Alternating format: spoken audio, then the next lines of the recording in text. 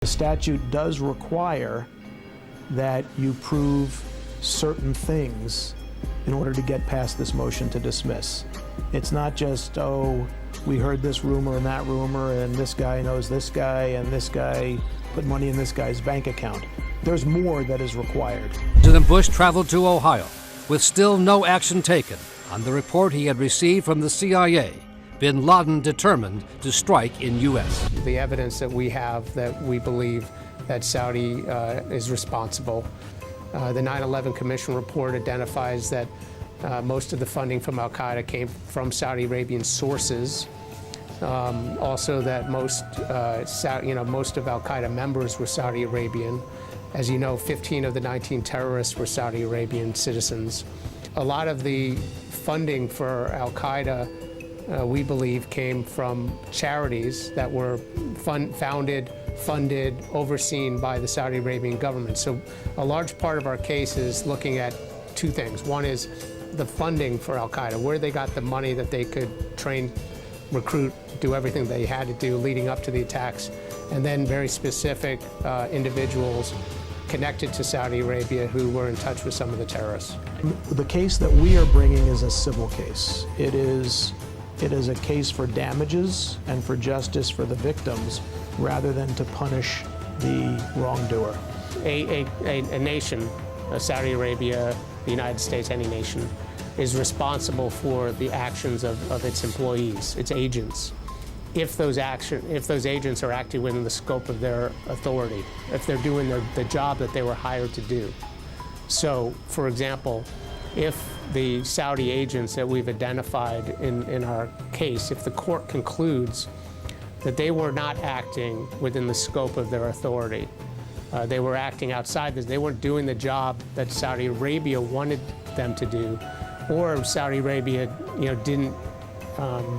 was reckless and kind of overseeing what they were doing, then Saudi Arabia, wouldn't be liable. The justice that they can get is an acknowledgement that whoever was responsible for this is being brought to bear, is being held accountable.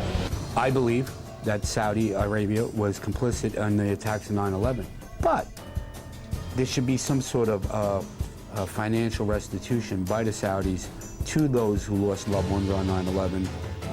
And again, they were complicit, and I believe they have a bigger role in that than what they admit. So we have to go into court, we have to prove our case. Now, we have to show that, so this particular Saudi agent was working within the Ministry of Islamic Affairs for the Saudi government. We'd have to show that in helping al-Qaeda was consistent with the goals and aims of the Ministry of Islamic Affairs, or that his supervisors, the ministry, knew that what this guy was doing or was reckless in the support that this individual was providing to al-Qaeda. The question is, under what circumstances should that immunity be taken away? And we believe, and our government believes, and I think that there's an act of terrorism sponsored by a government entity, or even if not sponsored, if it was promoted, allowed to happen, if it was financed. Putting aside this case, we know that there are governments in the world that have sponsored and exported terrorism. So it's pretty much, you have to show that the person essentially was doing what they were supposed to be doing, or the country was kind of turning a blind eye to what was going on.